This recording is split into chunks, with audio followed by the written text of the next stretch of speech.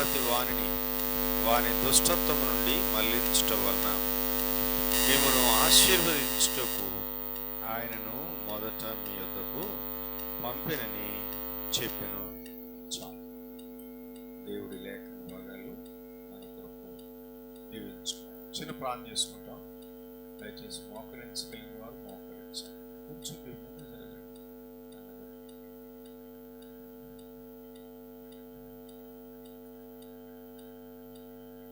కొంచెం జరగండి. ఎప్పుడు కొద్దిగా ముందుకు వస్తే మంచిది. యవనస్తుల పిల్లలు వెనక్కి కూర్చున్నారు. మీరు యవనస్తుల పిల్లలు లేచి రండి. ఒక లైన్ కూర్చుంది కదా, వాళ్ళు జరగలేదు కానీ మీరు రండి.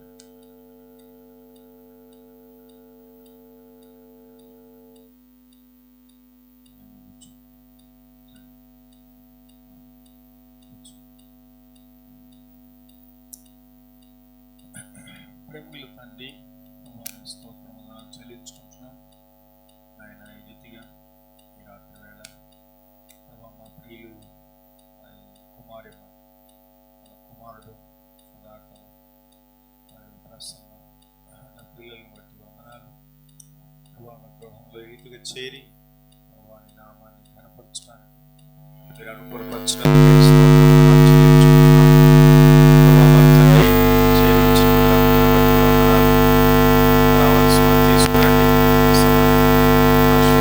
చేయండి ప్రభువా.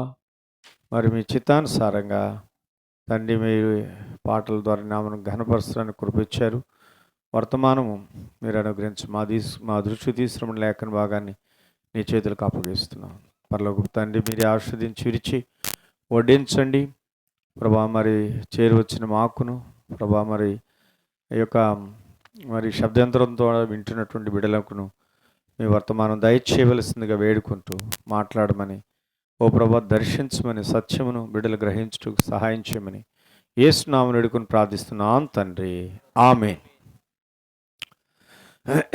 ఇక్కడ మనము గమనించినట్టయితే మరి ఈ దినాలు ముఖ్యంగా మరి ఏంటంటే మరి క్రిస్మస్ ఈరోజు అది బాపట్లలో వేగేసిన నరేంద్రవరం గారు ఎమ్మెల్యే గారు ఇలాగూ మరి దైవ సేవకుల సెమీ క్రిస్మస్ పెట్టారు. నేను కూడా వెళ్ళి వాక్యం వినొద్దామని వెళ్ళాను. వెళ్ళినప్పుడు ఆయన చెప్తున్నాడు. ఆయన ఏం చెప్తున్నాడంటే, ప్రతిసారి వాక్యం ఏదో ఒకటి అని ఎవరైనా రాయించుకుని ఏదన్నా కానీ వాక్యం చెబుతాడు. ఈరోజు కూడా ఒక వాక్యం చెప్పాడు.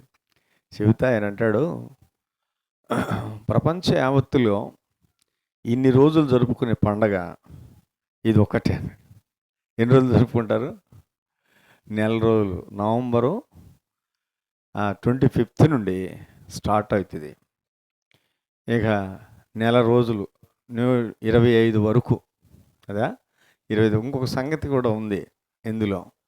25 తర్వాత కూడా జనవరి అంతా కూడా ఈ వేడుకలు జరుపుతూనే ఉంటారు. జనవరిలో కూడా ఈ వేడుకలు జరుగుతూనే ఉంటాయి. చాలా స్థలాల పాత దినాల్లో మరి జెండాలు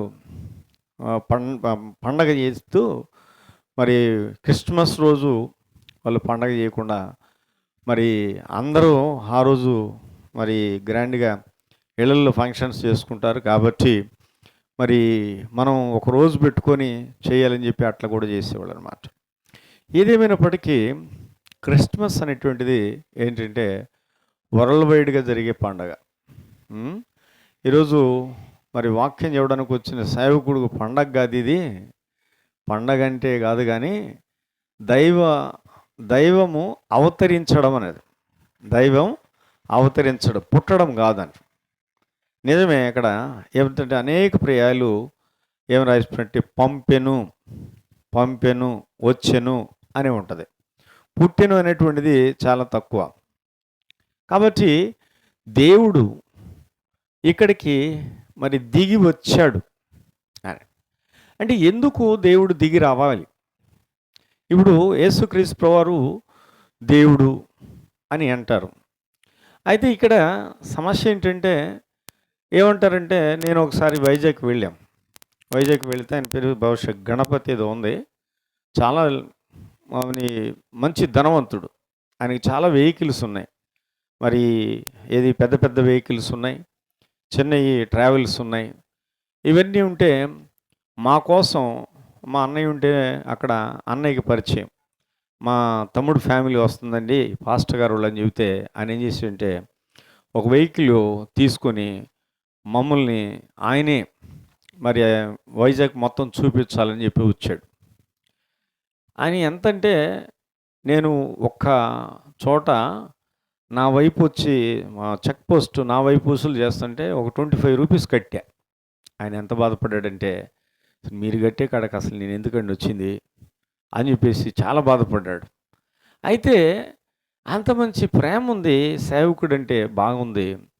మరి క్రైస్తవత్వము పాస్టర్ గారు అని చాలా అభిమానంగా ఉన్నాడు. అయితే ఈయనకి సువార్త చెప్పాలి ఎట్రా బాబు అనుకున్నాను నేను.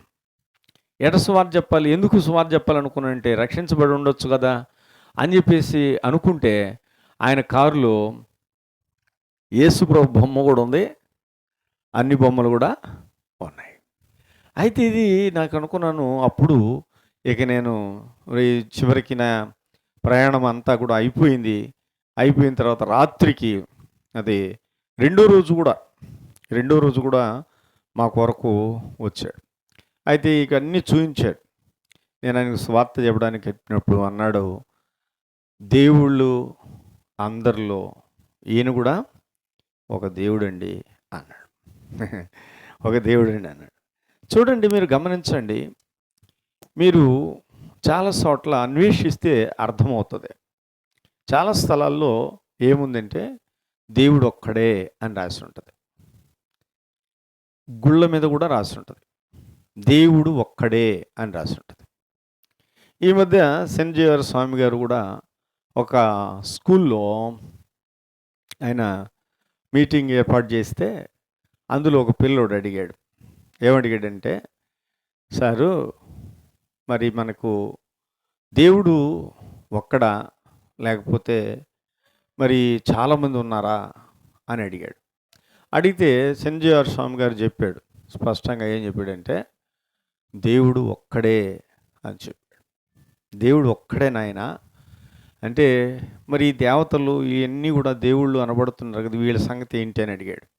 అడిగితే వీళ్ళందరూ కూడా దేవునికి దూతలే కానీ దేవునికి సహకారులే కానీ దేవుళ్ళు కాదు అని చెప్పాడు.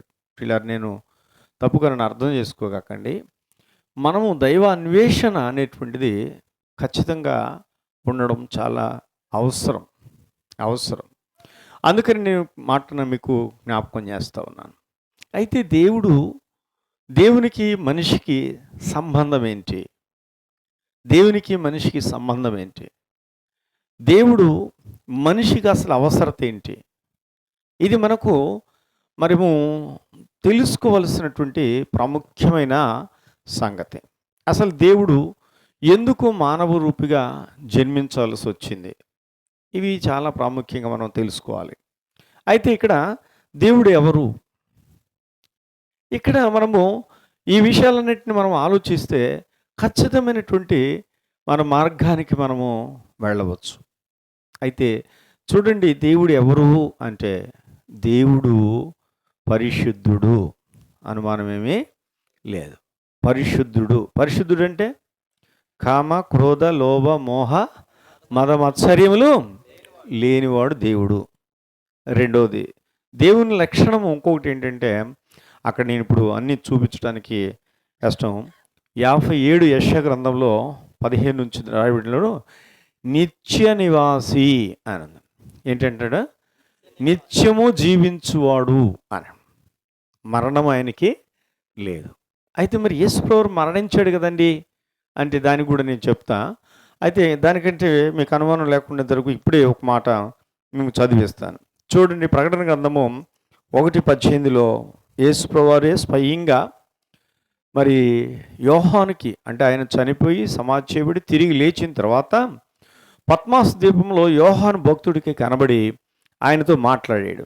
మాట్లాడి 18 అంటాడు, నేను మొదటివాడను కడపటివాడను జీవించువాడను మృతుడునైతిని కానీ ఇదిగో యుగయుగములు సజీవుడునై ఉన్నాను. కాబట్టి యుగయుగాలు దేవుడు ఏమైనాడు? సజీవుడు. సజీవుడు, జీవించేవాడు దేవుడు. కాబట్టి పరిశుద్ధుడు దేవుడు, యుగయుగములు జీవించేవాడు దేవుడు. తర్వాత మూడోది ఏంటంటే సర్వాంతర్యామి. ఎవరంటే చెప్పండి? సర్వాంతర్యామి అంటే దేవుని సృష్టికి, దేవుని యొక్క దృష్టికి సర్వ సృష్టి మరుగైంది కాదు. అంతటిని ఆయన చూస్తున్నాడు. ఇప్పుడు మనల్ని చూస్తున్నాడు. ఇదే టైంలో ప్రపంచంలో ఎనీ దేశం ఎక్కడైనా ఆ వ్యక్తిని చూస్తాడు. అంటే ఆయన దృష్టికి హద్దుబాటు లేదు అని. హద్దుబాటు, మనకు హద్దుబాటు ఉంది. ఇప్పుడు నాకు ఎంత కనపడుద్ది? చివరి లైట్లుగా కనపడుతున్నాయి. ఇంక ఇంతే, అవకాడ కనపడదు, ఇక ఫోన్లో కనపడదు. కనపడిద్దా? కనపడదు. అంటే ఇప్పుడు దేవుడు అంత సమస్తాన్ని చూచువాడు. ఇది ఈ భూమి ఒక్కటే కాదు, సూర్యుడిని, చంద్రుడిని, తర్వాత సమస్త సృష్టిని ఆయన ఏం చేయగలడు? చూడగలడు. చూడగలడు. అయితే ఇంకొక విషయం జ్ఞాపకం ఉంచుకోండి. ఎక్కడి నుంచి చూస్తున్నాడు ఈయన? సర్వోన్నతమైన స్థలంలో. ఎక్కడ నివసిస్తున్నాడు? సర్వోన్నతమైన స్థలంలో ఆయన నివసించువాడు. సర్వోన్నతమైన సింహాసనం మీద ఆసీనుడైనాడు. ఇప్పుడు సర్వోన్నతమైన స్థలానికి మనం వెళ్ళాలంటే ఎంత టైం పడుతుంది తెలుసా? ఎంత టైం పడుతుంది?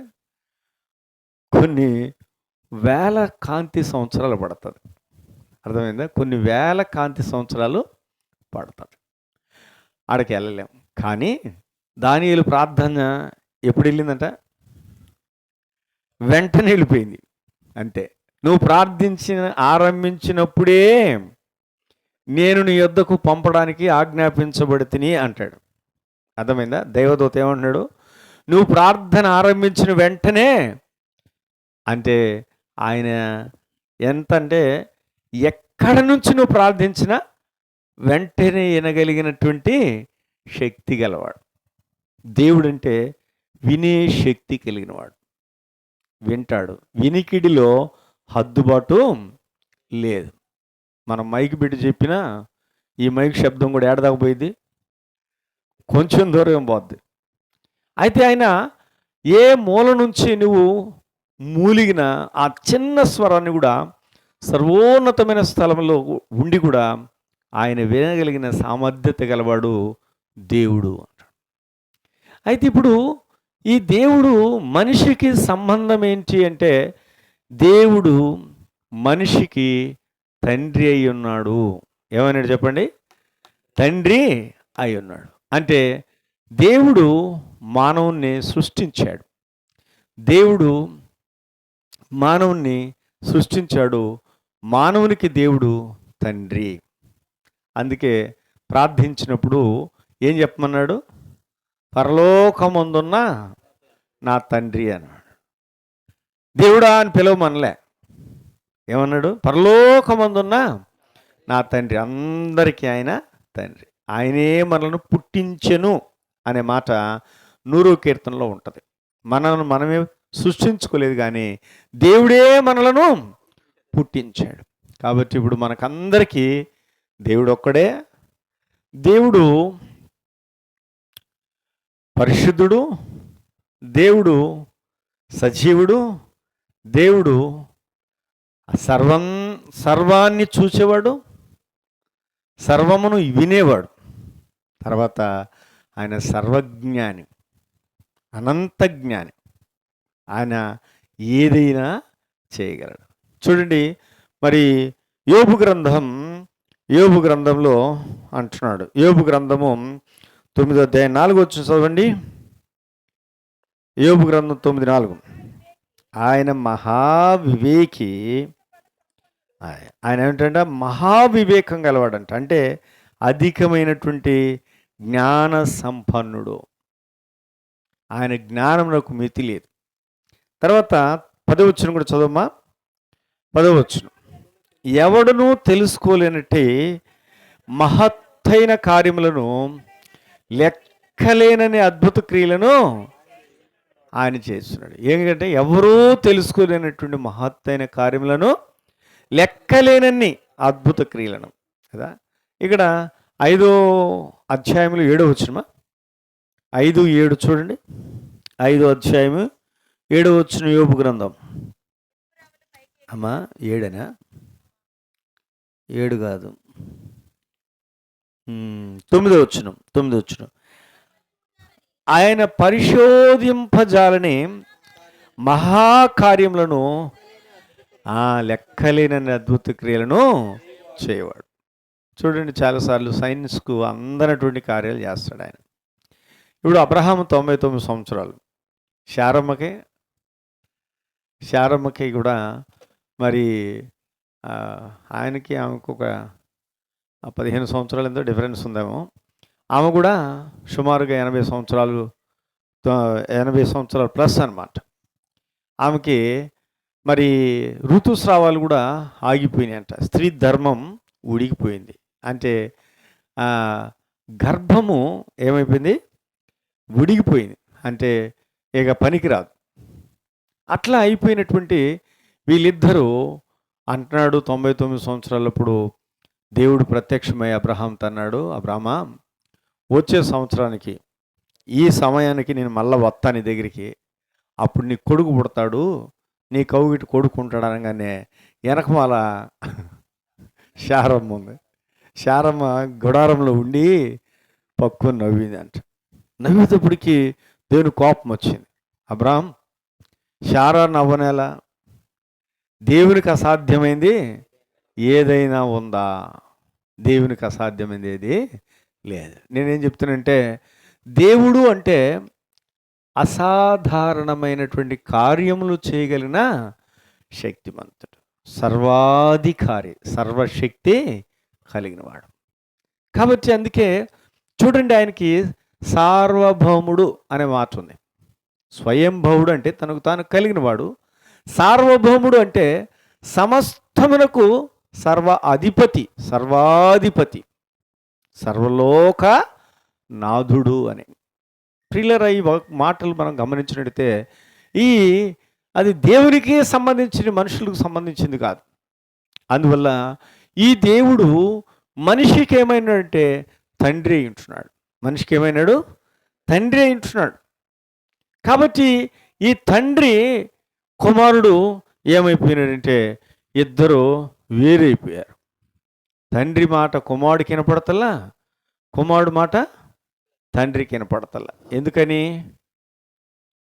మధ్యలో తగులు పెట్టేవాళ్ళు ఉంటారుగా కదమ్మా. మధ్యలో ఏం చేస్తారు? బాగుంటే తగులు పెడి, మనకు తెలుసు ఏటా. పాపం ఇద్దరు భార్యాభర్తలు, ఇద్దరు అమాయకులంట, చాలా అన్యోన్యంగా ఉంటారంట. వాళ్ళిద్దరే లోకం, అస్సలు ఎప్పుడు కూడా పోటాడుకోరంటాడు. అందుకని పక్కన వాళ్ళందరికీ కూర్చొని వీళ్ళిద్దరికి ఎట్టని తగు పెట్టాలమ్మాయి అనుకున్నారంట. ఎందుకు వచ్చింది వీళ్ళకి ఆ బాధ? వాళ్ళిద్దరు బాగుంటే వీళ్ళకి ఎందుకు అని చెప్పేసి అనుకున్నారంట. ఏం చేస్తే అంటే ఏం చెప్పిన వింటలేదంట. మీ ఆయన అట్ట అని చెప్పేసి ఏమని చెబితే, అమ్మమ్మ అట్ట కాదు, మా ఆయన దేవుడు అంటదంట. ఈయనకేమో అరే నీ ఆవిడ ఎట్ట అట్ట అని చెప్పేసి చెబితే, లేదు మా ఆవిడ దేవత అనేది. ఈ రకంగా అంటుంటే లాభం లేదని చెప్పేసి నాబోట ఆమెకు బాగా ఐడియా వచ్చింది. ఏం ఐడియా వచ్చిందంటే, అమ్మాయి ఇట్ట కాదు, ఆయనకి ఈయనకి ఇద్దరికి తగు పెట్టాలంటే ఇటు చేస్తే బాగుంటుంది. వాళ్ళిద్దరు అమాయకులు, అమ్మాయి మేము మోసం చేసుకున్నాడే పూర్వజన్మలో ఈ వ్యక్తి. అంటే అసలు మామూలుగా అంటే కులం చెప్తున్నాను ఏమనుకోగాకండి. ఆయన ఉప్పురోలైనా కావాలంటే రాత్రి నాగిసుడు ఉప్పుకుంటాడని చెప్పిందంట. అని పడుకొని నిద్రపోయినప్పుడు ఏం చేసాడు? నాలుగుతోటి ఒకసారి నాగిసుడు ఒప్పుకుంటాడని చెప్తాడు. వారి నన్ను మోసం చేసాడని కడుపులో పడింది ఆమెకి. ఆమెకి చెప్పిందంట, ఒరే నాయన, మీ ఆవిడ పూర్వజన్మలో కుక్క జన్మై పుట్టింది, కావాలంటే రాత్రిపూట అప్పుడప్పుడు నేను నాకుతూ ఉంటా, చూడు ఈ రాత్రి గమనించానంట అనేటప్పటికి ఏం చేసింది, ఇక రాత్రిపూట ఎప్పుడు నిద్రపోతాడని కనిపెట్టుకొని ఏం చేసిందంటే వెంటనే కూర్చో, ఆడు ఇడిసిరమ్మా, నీ చెప్పులు ఏడకపోవు, కూర్చో ఆడు కూర్చోలే. కాబట్టి ఇక్కడ ఆమె ఏం చేసిందంటే నిద్రపోయి వెంటనే ఏం చేసిందంటే సమయం చూసి నాకిందంట. నాకుగానే నేను లేచాడు. ఏమని, నన్ను మోసం చేసి నువ్వు చేసుకున్నావు, నువ్వు కుక్క జన్మ నీది అన్నట్ట. అట్ట కాదు, నువ్వే నన్ను మోసం చేసావు, నువ్వు ఒప్పుకోండవు అని చెప్పేసి లేచినట్టు. ఏమని చెప్పండి ఇక్కడ, ఇక చూసుకో వాళ్ళకు తగు ఆరుతుందా, ఆరదు. ఇప్పుడు ఈ తగు ఆడుకుంటుంటే ఇప్పుడు వీళ్ళందరికీ ఎట్టంది, చుట్టుపక్కల వాళ్ళందరికీ ఆనందంగా ఉందంట. అట్లాగే చూడండి, ఒక విషయం జ్ఞాపకం ఉంచుకోండి. సాతానుడు ఇప్పుడు ఏం చేసినంటే దేవునికి మనిషికి మధ్యలో వైరం తీసుకుని వచ్చాడు. మరి దేవునికి జ్ఞానం లేదా, మనిషి జ్ఞానం లేదా, ఏంటంటే ఇప్పుడు దేవుడు ఏం చేసినంటే ఒక ఆజ్ఞ ఇచ్చాడు. చూడండి, ఒక లక్షణం ఏంటంటే దేవునిది, బలవంతంగా ఎవరిని మెడలో వంచడం. స్వతంత్రతనిచ్చాడు. మరణము, జీవం, ఆశీర్వాదం, శాపం, నీ ఎదుట మేలు, కీడు నీ ఎదుట పెట్టాడు. ఏది కావాలి అది నీకు తెలుసు. నీకు మేలు కావాలా, కీడు కావాలా, ఆశీర్వాదం కావాలా, శాపం కావాలా, జీవం కావాలా, మరణం కావాలా, ఏదో తీసుకో నువ్వు అని చెప్పి స్వతంత్రతనిచ్చాడు, దానికి జ్ఞానం ఇచ్చాడు. కానీ ఇప్పుడు చెప్పాడు, ఏం చేశాడంటే ఈ యొక్క మరి మనిషికి ఎంత జ్ఞానం ఇచ్చి ఏం చేశాడంటే నువ్వు ఏది కావాలో కోరుకో అంటే, ఈ సాతానుడు చేంజ్ చేశాడంటే చూసావా, నిన్ను దాన్ని వద్దన్నాడు కదా, కాబట్టి అది తీసుకో, దేవతల్లాగా ఉంటావు అన్నాడు. పాపం అవ్వ నమ్మి ఏం చేసిందంటే పోయి ఆ పండును తీసుకొని తింది. దేవతలు అవ్వలేదు, కానీ వాళ్ళు ఏమైపోయారు, దిగంబరులు అయిపోయినారు. ఎప్పుడైతే దిగంబరులు అయిపోయారో దేవునికి దూరంగా మనిషి వెళ్ళిపోయినాడు. ఎందుకంటే దిగంబరిగా ఉన్న వ్యక్తి మనుషుల మధ్యకు వస్తాడా, సిగ్గు ఏర్పడింది. కాబట్టి ఇప్పుడు వాళ్ళు ఆకులు కట్టుకున్నారు, కచ్చడాలు ఆకులు మొలక కట్టుకొని చెట్టు చాటును దాక్కున్నాడు. ఇప్పుడు దేవుడు పలకరించాడు, అయ్యా నీ మాట విన్నప్పుడు మేము దిగంబరులుగా ఉన్నాం, కాబట్టి చెట్టు చాటున దాక్కు. కాబట్టి ఇప్పుడు అందుకని దేవుడు ఏం చేశాడంటే అటు విడిచిపెట్టలేదు. దేవుడు సాతానుడు లేడు, మోసం చేసాడు, వెళ్ళిపోయినాడు. అయితే ఇప్పుడు దేవుడు ఏం చేశాడంటే దేవుడి దగ్గరకు వచ్చి ఒక పశువును వధించి ఆ చర్మమును మరి తీసుకొని వాళ్ళకి వస్త్రాలు తయారు చేసి ధరింపజేశాడు. ఆ తర్వాత ఆయన చెప్పాడు, ఇక మీరు వచ్చి ఇక్కడుంటే ఇప్పుడు అపవిత్రత కలిగి ఉన్నారు, కాబట్టి ఇప్పుడు మీరు కొంచెం పవిత్రపరచబడేంత వరకు దూరంగా ఉండాలని వారు దూరంగా ఉన్నారు. ప్రియులారా, ఇలాగూ మనిషిని దేవుణ్ణి వేరు చేసింది ఏంటంటే పాపం. తండ్రి కుమారుడు కాస్త పాపి అయిపోయాడు. పాపి అయిపోయి దూరంగా వెళ్ళిపోయినాడు. ఈ పాపి అయినటువంటి మనిషిని బాగు చేయడానికి దేవుడు వల్ల కాలేదు, ఇప్పటికి కూడా కావడం లేదు. ఎందుకంటే మనుషుడు పాపానికి అలవాటు పడిపోయినాడు, పాపమే చేస్తున్నాడు, పాపాన్ని తింటున్నాడు, పాపాన్ని తాగుతున్నాడు. అది పాపంలోనే తను జీవిస్తున్నాడు తప్ప పరిశుద్ధుడుగా అవ్వాలనేటువంటి ఆశ మానవునికి కలగటం లేదు. కారణం ఏంటంటే ఈ యుగ సంబంధమైన దేవత అవిశ్వాసులైన వారు మనోనేత్రాలకు గురుడితనము కలుగు చేసిందట.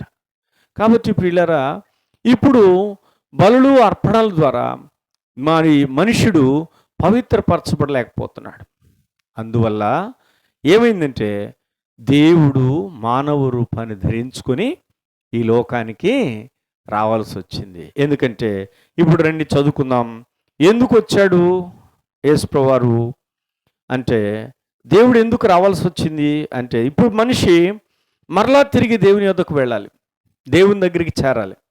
ఒకవేళ దేవుని దగ్గరికి చేరకుండా పాపిగానే ఉండి చనిపోతే ఈ లోకంలో శాంతి, సంతోషము, సమాధానం లేకుండా ఆశీర్వాదం లేకుండా జీవిస్తాడు.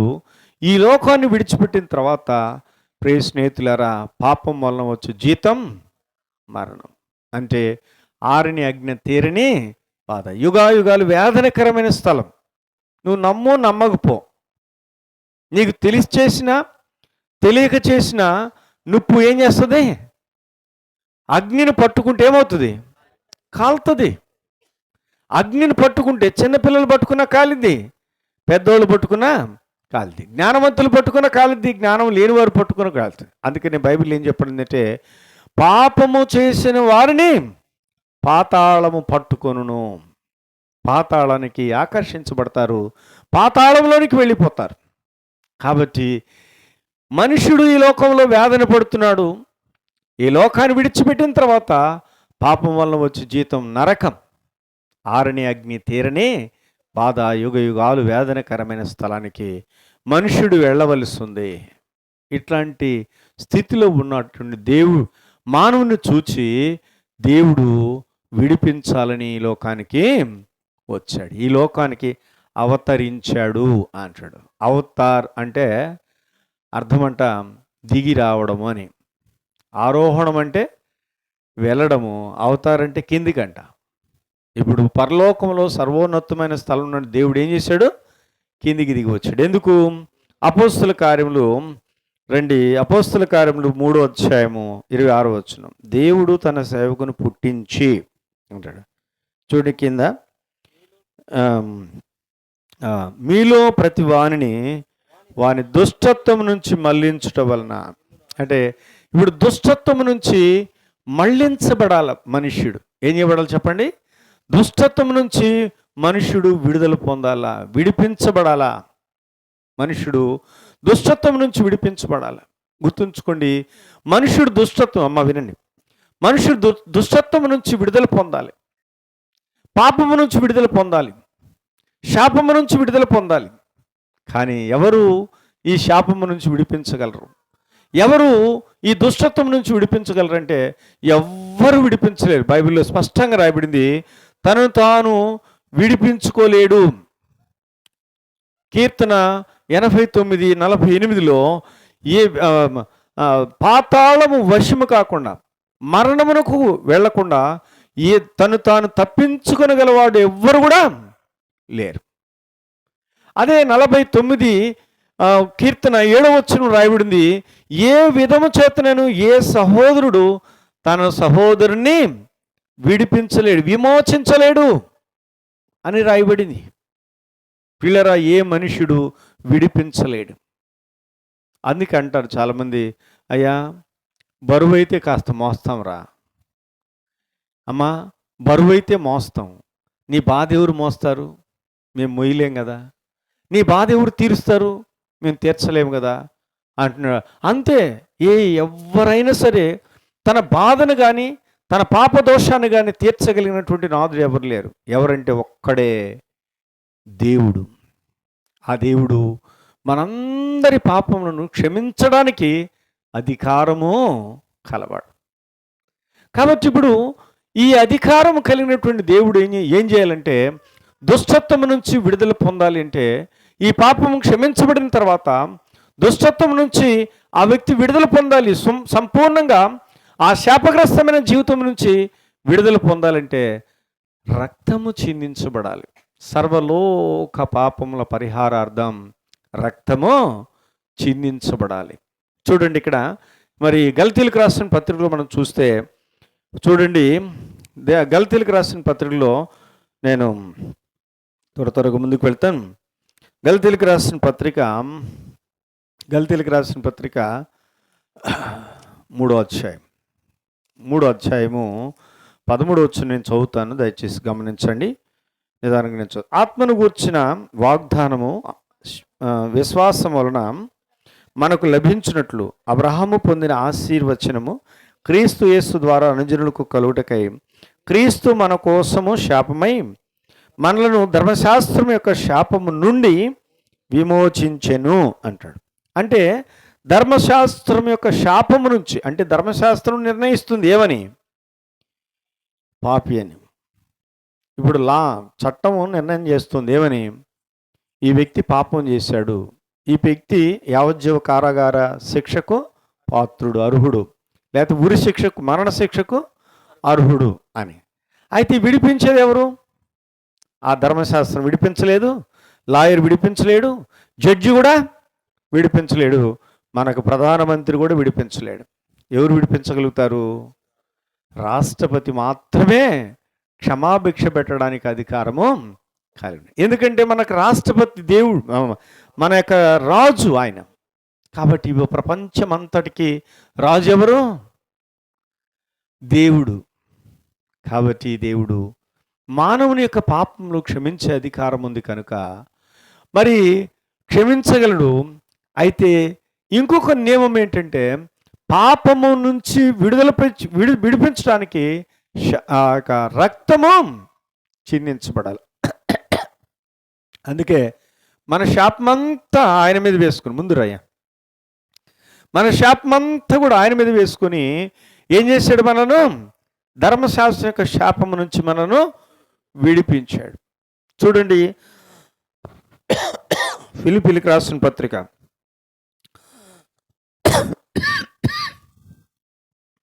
ఫిలిప్పీయులకు రాసిన పత్రిక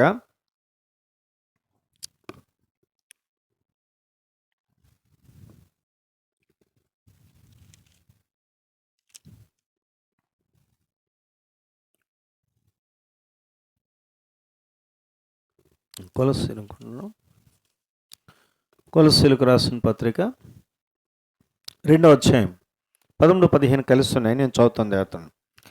మరియు అపరాధములను శరీరమందు సున్నతి పొందక ఉండటం వలన మీరు మృతులై ఉండగా దేవుడు వాతమూలకమైన ఆజ్ఞల వలన మీ మీద రుణముగాను మీకు విరోధముగాను ఉండిన పత్రమును మేకులతో సిలువ కొట్టి దాని మీద ఉన్న చేరోతను తుడిచివేసి మనకు అడ్డం లేకుండా దానిని ఎత్తివేసి మన అపరాధములన్నిటినీ క్షమించి చాలు. ఏం చేసినంటే ఆ సిలువలో ఆయన శ్రమపడి, ఆయన సిలువలో శ్రమపడి ఆయన చనిపోయినప్పుడు, ఆయన రక్తం కార్చినప్పుడు ఆ రుణపత్రం, మన మీద ఉన్నటువంటి పాప రుణము అంతా కూడా తుడిచివేశాడు.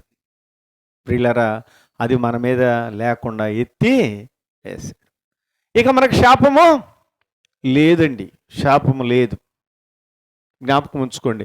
ఇప్పుడు దేవుడు గనుక పాపాలు క్షమిస్తాడు, ఆయన రక్తము పవిత్రమైంది కనుక ఆ రక్తము ఆ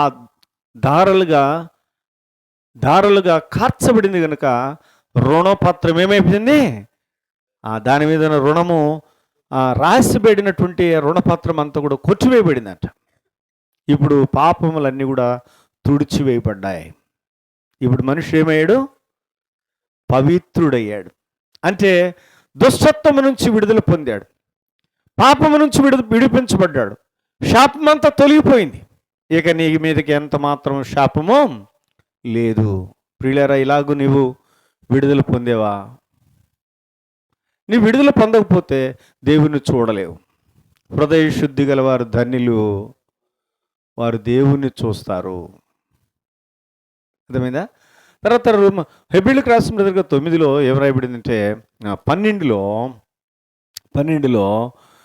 పరిశుద్ధత లేకుండా ఎవడును ప్రభువును చూడలేడు. అంటే ఆయన దగ్గరికి చేరలేడు, దేవుని దగ్గరికి చేరలేవు, మోక్షానికి నువ్వు చేరలేవు. కాబట్టి ప్రతి వాని దుష్టత్వం నుంచి విడిపించి పవిత్రపరచడానికే దేవుడు ఈ లోకానికి వచ్చాడు. రెండవది ఏం చెప్తుందంటే, దేవుడు మానవునితో సమాధానం కలిగి ఉంటాడంట. మానవునితో సమాధానం, మానవునితోటి దేవుడికి సహవాసం ఏర్పడుతుంది. అంటే అర్థం ఏంటంటే, దేవుడు చూడండి, ఇక్కడ మనకు తెలుసు, అయినా మనకు చదువుకోండి. మత్తయి సువార్త 25 1వ అధ్యాయం 22వ వచనం. ఇదిగో కన్యక గర్భవతి కుమారుని కనును, ఆయనకు ఇమ్మానుయేలుని పేరు పెట్టెదరు అని ప్రభువు తన ప్రవక్త ద్వారా పలికబడిన మాట నెరవేరినట్లు ఇదంతే జరిగిన. ఇమ్మానుయేలుని పేరునకు భాషాంతరము దేవుడు మనకు తోడని అర్థము. కూర్చోమ్మా, చిన్నమ్మ కూర్చో. అయిపోయింది, ముగిస్తాను, కూర్చో. కాబట్టి ఇక్కడ మనం చూసినట్లయితే ప్రియ స్నేహితులారా, అయ్యారా, ఇప్పుడు దేవుడు నీకు దేవునితోటి ఏమైపడింది, సంబంధం ఏర్పడింది. అంటే మీరిద్దరూ ఇప్పుడు కలుసుకోవడానికి. అదే రోమిలకు రాసిన పత్రికలు కూడా మీరు చూడండి. రోమిలకు రాసిన పత్రిక 5వ అధ్యాయం, రోమిలకు రాసిన పత్రిక 5వ అధ్యాయము, రోమిలకు రాసిన పత్రిక 5వ అధ్యాయము 2:8-10 వచ్చును. ఏలైనగా మనం శత్రులమై ఉండగా ఆయన కుమారుని మరణం ద్వారా మనము దేవునితో సమాధానపరచబడిన ఎడల సమాధానపరచబడిన వారు ఆయన జీవించుడి చేత మరి నిత్యముగా రక్షించబడదు. శత్రుత్వం కొట్టివేయబడింది. ఇప్పుడు నీకు దేవునికి మధ్యలో ఉన్నటువంటి పాపము యొక్క శత్రుత్వం కొట్టివేయబడింది, ఇక లేదు. కాబట్టి ఎఫెసీయులకు రాసిన పత్రిక 2వ అధ్యాయంలో కూడా రాయబడింది ఏమంటే, ఆ ద్వేషము సిలువ ద్వారా కొట్టివేయబడింది అని. ద్వేషం ఏమైంది, సిలువలో ఆ ద్వేషం కొట్టివేయబడిందంట.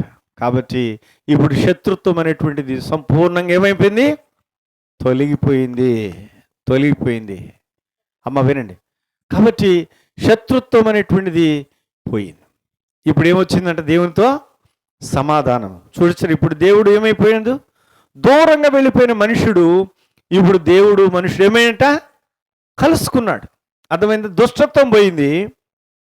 ఇప్పుడు రెండోది ఏం పోయింది, శత్రుత్వం పోయింది. ఏమైంది, ఇప్పుడు సమాధానం వచ్చింది. ఇప్పుడు దేవునితో నువ్వు మాట్లాడుకోగలుగుతావు. అర్థమైందా, దేవునితో నువ్వు సమాధానంగా ఉంటావు. దేవునితోటి నీవు ఈ లోకంలో దేవునితో ఉండగలుగుతావు. ఈ లోకములో నుండి విడిచిపెట్టిన తర్వాత యుగయుగంలో దేవునితో కూడా నీవు ఉంటావు. తర్వాత మూడోదిగా మాట చదువుకొని మనం దయచేసి మరి ప్రార్థన చేసుకుంటాం. చూడండి, అపోస్తల కార్యములు 3వ అధ్యాయంలో ఇంకొక మాట అంటాడు, మిమ్మును ఆశీర్వదించుటకు ఆయన మొదట మీదకు పంపాను. దేనికంటే చెప్పండి, ఆశీర్వదించుటకు అంటున్నాడు. ఏం చేయడానికంటే ఆశీర్వదించడానికి. కాబట్టి ఇప్పుడు నీవు శాపం పోయింది, శాపం అంతా ఆయన మీద వేసుకున్నాడు, శాపం కొట్టివేయబడింది. దుష్టత్వం పోయింది, అపవిత్రత పోయింది. ఇప్పుడు పరిశుద్ధంగా నువ్వు చేయబడ్డావు. ఆయన పాపాలు క్షమించాడు, ఆయన రక్తము నీ ప్రతి పాప దోషమును కడిగి వేసింది. గుర్తుందండి, ఏం చేశాడు ఇప్పుడు చెప్పండి, ఎందుకు వచ్చాడు యేసువారు, నీ దుష్టత్వము నుంచి విడిపించి, శాపము నుంచి విడిపించి నిన్ను పవిత్రపరచడానికి మొట్టమొదటిగా ఆయన వచ్చాడు. రెండోదిగా ఏమొచ్చింది, సమాధానం. దేవుడు నీతో కూడా ఉంటాడు, నువ్వు ఎక్కడికి పోయినా దేవుడు నీతో కూడా ఉంటాడు. ఇది రెండవదిగా, దేవుడు నీతో కూడా ఉంటానని చెప్తున్నాడు. మూడవదిగా ఆశీర్వదించాడు. కాబట్టి నిన్ను అన్ని విషయాల్లో, ఎన్ని విషయాలు, భూ సంబంధమైన విషయాల్లోనూ పర సంబంధమైన విషయాలు అన్నిట్లో దేవుడు నిన్ను ఆశీర్వదించిన వాడుగా ఉంటున్నాడు. అమ్మ వినండి, కాబట్టి అన్ని విషయాల్లో దేవుడు నిన్ను ఆస్వాదించేవాడు. కాబట్టి మరి నువ్వు ఆస్వాదించబడిన వ్యక్తివేనా? అయితే దేవుడు తీర్పు తీరుస్తాడు. ఏం చేస్తాడు తెలుసా? నేను ఆశ్చర్యపోయి ఈరోజు నేను చెప్పాను కదా, వేగేష్ నరేంద్ర వర్మ గారు మీటింగ్ పెడితే అక్కడికి వెళ్తే ఆయన ఏమన్నాడు తెలుసా? మిమ్మల్ని అందరినీ సేవకులను ఉద్దేశించి అన్నాడు. నాకైతే చాలా షాక్ అయింది. మరి నాయన ఈయనేంద్ర ఎలా చెప్తున్నాడు అని.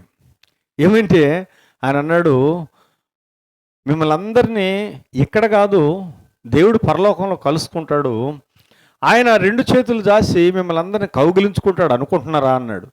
వా, అంటే ఏం చేస్తాడంటాడు అంటే, నువ్వు ఇక్కడ యథార్థంగా ఉంటేనే దేవుడు అక్కడ నేను కలుసుకుంటాడు, లేకపోతే నటించే వ్యక్తులను కలుసుకోడు అన్నాడు. బాబ్బా, ఆయనకు అర్థమైందంటే నేను పక్కన మా సేవకుడితో చెప్పిన, అబ్బో ఈయనకు కూడా అర్థమైనట్టుంది మన సంగతి అని. అంటే ఆయనకు కూడా అర్థమైనట్టు మన సంగతే. అంటే అర్థం ఏంటి? కొంతమంది నటిస్తున్నారన్న సంగతి ఆయనకు అర్థమైపోయింది. కాబట్టి రేపు తీర్పు జరుగుతుంది. తీర్పు తప్పు జరిగినప్పుడు నీవు బలా నమ్మకమైన మంచి దాసుడా, మంచి దాసురాలా, యథార్థవంతులను బలపరచడానికి. అందుకని నువ్వు ఆశీర్వదించబడినావా, శాపంలోనే ఉన్నావా? ఇది చాలా ప్రాముఖ్యమైన సంగతి. అందుకనే ఇక్కడ అంటున్నాడు చూడండి, మత్తయి సువార్త 25వ అధ్యాయం, మత్తయి సువార్త 25వ అధ్యాయము 34వ వచనం చదవండి. 34వ వచనాన్ని, మత్తయి సువార్త 25:34. అప్పుడు రాజు అంటే ఇప్పుడు దేవుడు రాజుగా సింహాసనం మీద కూర్చున్నాడు. తీర్పు కొరి 2 రకాల ప్రజలు, కుడివైపున ఒక గుంపు, ఎడమవైపున ఒక గుంపు ఉంది. ఇప్పుడు కుడివైపున ఉన్న వారిని చూసి ఏమంటున్నాడు?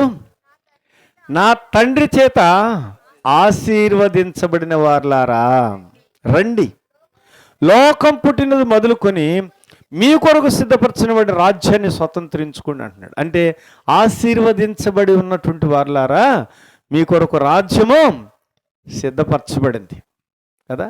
మీ కొరకు రాజ్యం సిద్ధపరచబడింది. ఈ లోకంలో నీకు ఇల్లుండా లేకపోయినా దేవుడు పరలోకం నిలుస్తాడు. అదే అందులో ఒక పాట ఉంది, ఇల్లు వాకిలి లేని వారల్లు ఇహాన నమ్మదగని వారల్లు, ఇల్లు వాకిలి ఇహాన నమ్మదగని వారల్లు, తన రాజ్యము నీకిచ్చును యేసు, తన రాజ్యము మీకిచ్చును యేసు. రండి సర్వజనులారా, రమ్మనుచున్నాడేసు రాజు, రండి సర్వజనులారా. ఎవరికైనా నీకు ఒకవేళ ఇండ్లుంచు, నీవు ఈ లోకాన్ని విడిచిపెడితే అక్కడేముంటుందో నీకు తెలియదు. కాబట్టి తండ్రి చేత ఆశీర్వదించబడిన వారులారు. ఎందుకు వచ్చాడు యేసుప్రభువు అంటే నిన్ను ఆశీర్వదించడానికి వచ్చాడు. దుష్టత్వం నుంచి మళ్ళించి నిన్ను ఆశీర్వదించడానికి ఈ లోకానికి వచ్చాడు. మరి దేవుడు నిన్ను ఆశీర్వదించాడా? అయితే ఇంకొక గుంపును అంటున్నాడు 41వ వచనంలో. అక్కడే 41లో ఇంకొక గుంపు. అప్పుడు ఆయన ఎడమ వైపు నుండి వారిని చూచి, శపించబడిన వారులారా, నన్ను విడిచి అపవాదికిని ఆయన దూతలకును సిద్ధపరచబడి నిత్యాగ్నిలోకి పోండి. అర్థమైంది? ఎక్కడ పోమంటున్నాడు? ఎవరు నిత్యాగ్నిలోకి వెళ్ళేది? శాపములో ఉన్నటువంటి వారు, శాపములో, అపరాధములో, పాపములో, ఇంకా దుష్టత్వములో. ప్రియులారా, పాపం అంటే ఏంటో తెలీదా? పాపం అంటే ఏంటంటే దురాశ లోపల ఏం చేస్తుంది? బయటకు వస్తుందంట కదా. ఒకసారి చదువుదాం. మరి చూడండి, మార్కు సువార్త 7వ అధ్యాయం 21వ వచనం.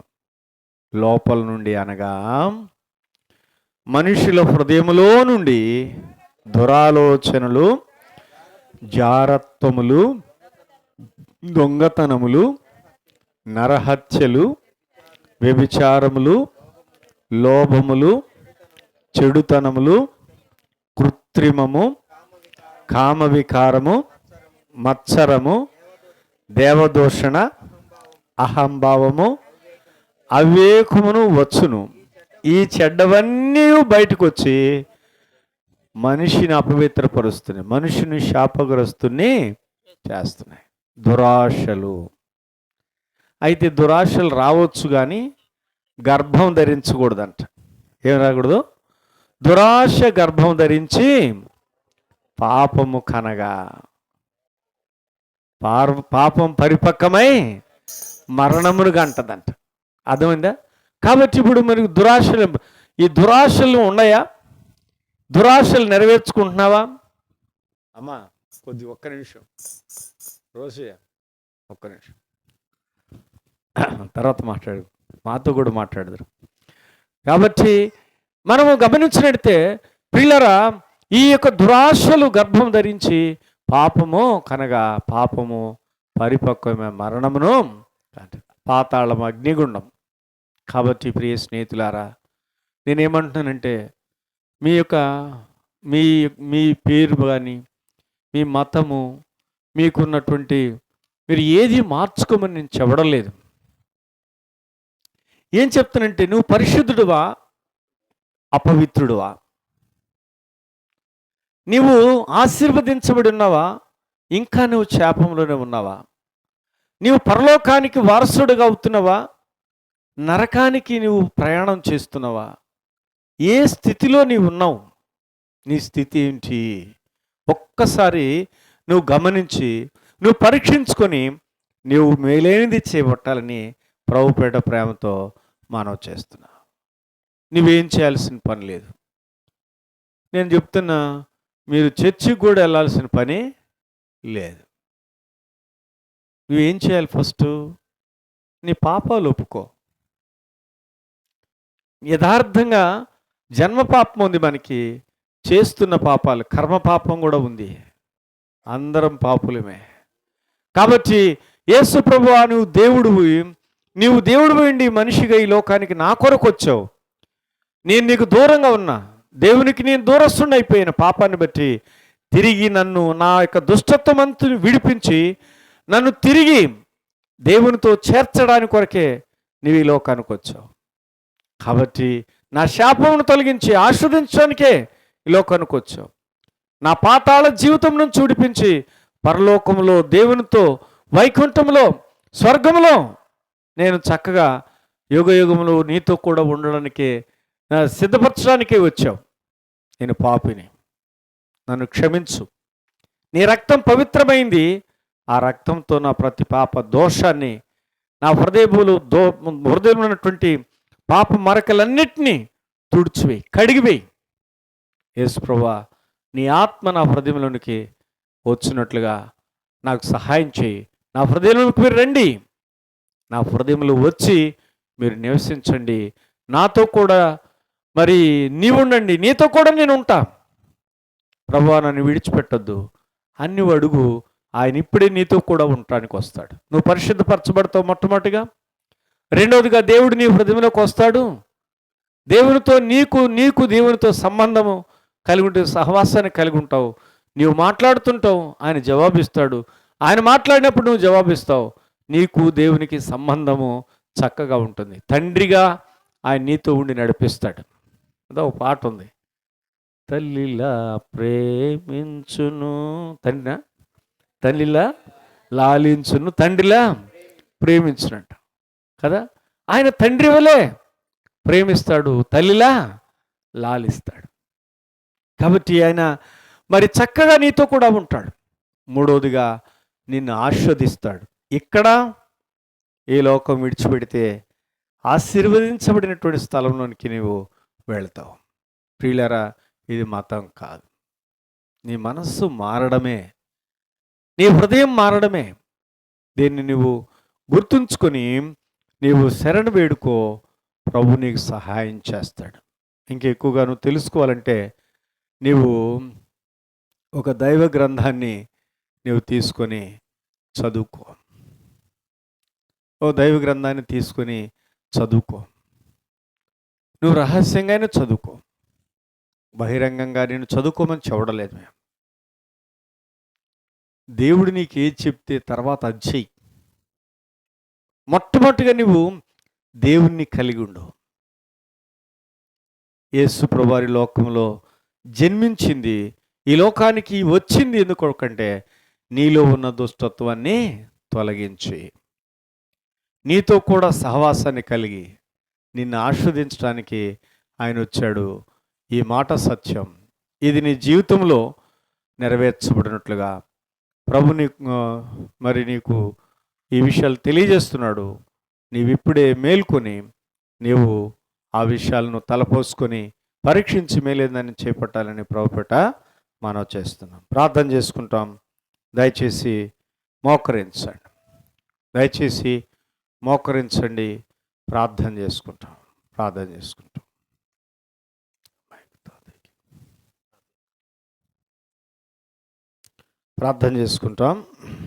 రాదా కటం ప్రార్థన చేసిరాను